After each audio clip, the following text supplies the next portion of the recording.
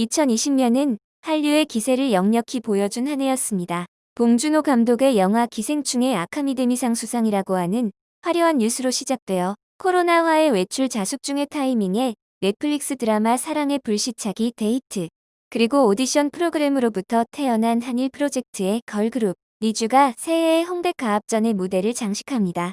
그야말로 한류 붐을 일으키던 해였는데 이를 일본에서만 일어난 일로는 보이지 않는 것이 있습니다. 간과할 수 없는 사실로는 한국 엔터테인먼트 장르의 세계 공세가 부각된 해이기도 했기 때문이죠.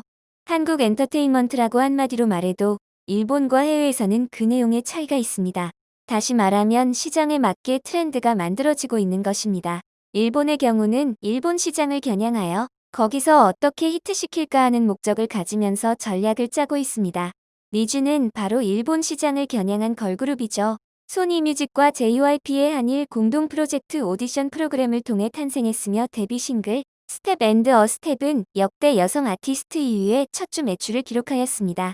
지금까지 K-팝이 일본에서 붐을 일으킨 노하우를 최대한으로 살린 데 따른 결과일 것입니다.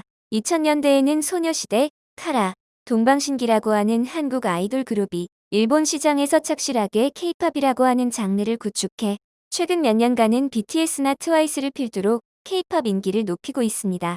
니쥬는 이 흐름을 이해하면서 K-팝 스타일과 일본인 9인조로 일본 시장에서 히트를 낳고 있다고 분석하고 있습니다. 물론 미국, 유럽 시장을 조준한 K-팝 그룹도 있습니다. 이것이야말로 한국 엔터테인먼트가 지금 힘을 쓰고 있는 세계 공격의 하나입니다. 대표적인 예가 YG 엔터테인먼트 소속 4인조 걸그룹 블랙핑크. 10월 2일 발매된 첫 정규 앨범 더 앨범은 미국 빌보드 메인 앨범 차트에서 첫 등장 2위를 기록하며 K-팝 걸그룹의 역대 히트 기록을 갈아치웠습니다. BTS와 함께 성공적인 세계 진출에 성공하는 K-팝 양대 세력으로 자리를 굳히고 있습니다. 그리고 니쥬가 일본 시장에서 성공하고 있는 요인들처럼 블랙핑크도 시장에 맞춘 변형이 핵심입니다. 글로벌 인재와 K-팝 스타일의 결합을 통해 서양 시장에서 쉽게 받아들일 수 있는 독특한 개성의 집합체를 형성하고 있습니다.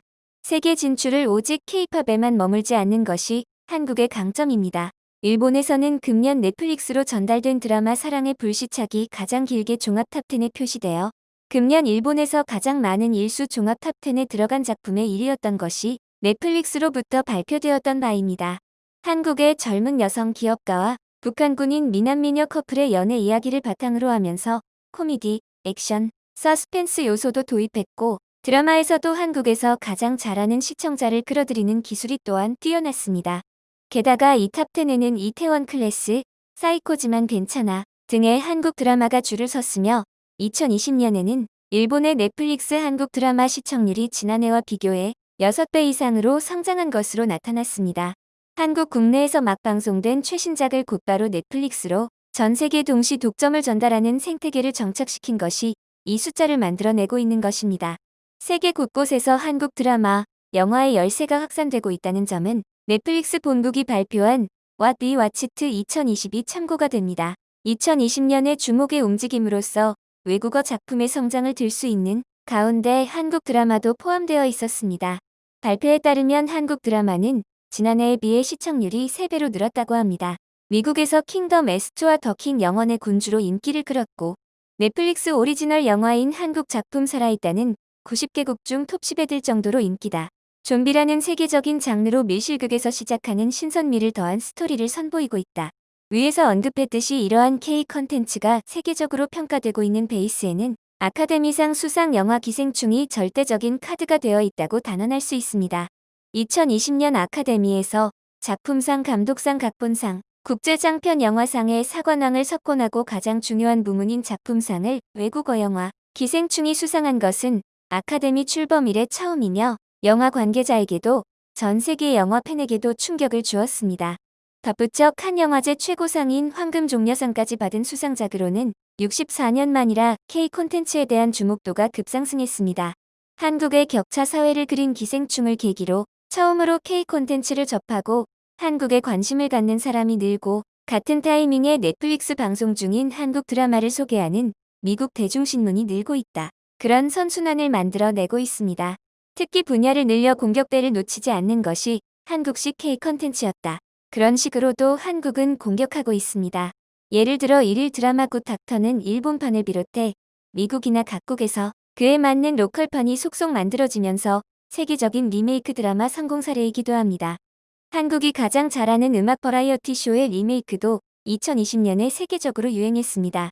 미국 폭스에서 미국판으로 만든 더 마스크드 싱어가 2019년 대박을 터뜨린 것을 시작으로 순식간에 각국에서 로컬판이 만들어지고 있을 뿐만 아니라 이 프로그램에서 영감을 받은 프로그램들이 세계 각지에서 쏟아져 나오고 있습니다.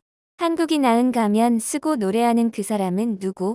라는 노래와 퀴즈를 접목시킨 예능 프로그램이 2020년에 트렌드가 된 거죠. 이는 공격할 때처럼 한국에서도 새로운 노래 버라이어티 프로그램들이 개발되었고 이 또한 성공하고 있습니다. 미국 폭스의 새로운 한국발 프로그램 I Can See Your Voice가 2020년 가을에 데뷔하면 유럽과 아시아 등 수십 개국에서 로컬 프로그램 제작 계약이 체결됐고 2020년 예능 프로그램 리메이크 거래 순위 톱3 프로그램에도 올랐습니다. 게다가 최근 한국이 낳은 스마트폰 특화 종스크롤 웹툰의 인기도 서서히 상승하고 있어 시장을 짓누른 한국 엔터테인먼트의 모든 장르의 총공세가 멈추지 않고 있습니다. 사회 정세를 반영한 스토리와 인재 활용법 등 우수 분야를 늘리면서 코로나화든 뭐든 공격할 때를 1mm라도 놓치지 않는 것은 한국적인 방식입니다. 모처럼 아시아에 눈을 돌리고 있는 이 시기에 일본도 일본다움을 잃지 않고 기회를 잡았으면 합니다. 현재 일본의 여론이 위험한 것은 다른 아시아국과는 전혀 다른 여론이 주류가 되고 있다는 것이다. 중국, 동남아시아 등은 한류 공세에 시달리고 있지만 동시에 우리도 한류, K-팝에 언젠가 이길 수 있다는 여론과 집단 무의식이 존재한다. 한류, K-팝의 강세를 인정해야 우리도 노력한다는 여론이 존재하기 때문이다. 하지만 일본은 정반대. 한류, K-팝은 날조, 조작, 거짓말이다. 재미없는 것이라는 여론이 거세다. 더욱이 한류나 K-팝과 비교하고 싶지도 않고 보고 싶지도 않다. 일본 시장은 크기 때문에 해외 진출이 필요 없다. J랑 K는 다르니까. 한국은 기분 나쁘다라는 집단 무의식이 뿌리 깊게 존재하고 있어서 한류와 K-팝에 대한 여론마저 현실 도피성의 갈라파고스화로 진행되고 있는 것이다. 60에서 80년대의 일본은 우리도 할 수 있다였지만 현재는 하고 싶지 않다. 할 필요 자체가 없으니까라는 분위기가 일본 사회를 지배하고 있는 것이다. 일본에는 뭔가 변화가 필요하지 않을까? 한국의 엔터테인먼트 열풍은 이제 한류라는 일회성 열풍만으로 다가온다고 보기 어려울 정도로 세련됐다. 그것이 코로나화의 금년 1년에 뚜렷이 눈에 보이는 형태로 나타났다. 일례에서도 기사에 나오는 기생충, 사랑의 불시착. 개인적으로는 이태원 클라스에 더 빠졌지만 2주 외에도 첫 번째 BTS의 신곡 다이너마이트가 미국 빌보드 싱글 차트 1위. 두 번째 e스포츠로는 세계 최대 규모인 리그 오브 레전드 세계대회 한국팀 우승. 세 번째 축구에선 프리미어리그 소속 손흥민이 올해 세계 최고의 골을 넣었다며 푸스카스상을 바로 어제 수상. 네 번째 US 여자 오픈 골프에서 김아림 우승. 다섯 번째 영국에서는 한국발 식사 관련 동영상을 뜻하는 먹방이 유행어가 된다. 등 요즘 얘기만 해도 제법 나온다. 공통되는 것은 어쨌든 질이 높다. 언론의 한국 세뇌가 갈수록 심해지고 있다는 의미다. 한국에서 돈을 받고 있어 매스컴의 마케팅, 밀어주기 각인 이 정도면 세뇌에 가까운데 한국 드라마도 방영료가 너무 싸서 거저나 다름없다니까. 그렇게 해서 한국 여행, 식품, 제일 장사에 돈이 돌아 정치적으로도 회유하는 것이 목적일 것입니다. 일본 네티즌의 반응이었습니다. 감사합니다.